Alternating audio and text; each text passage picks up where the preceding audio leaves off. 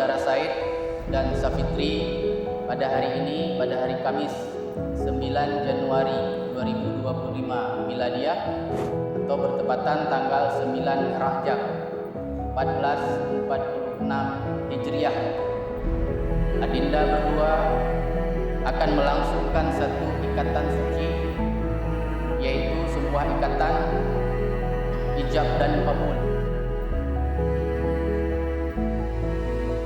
Bismillahirrahmanirrahim.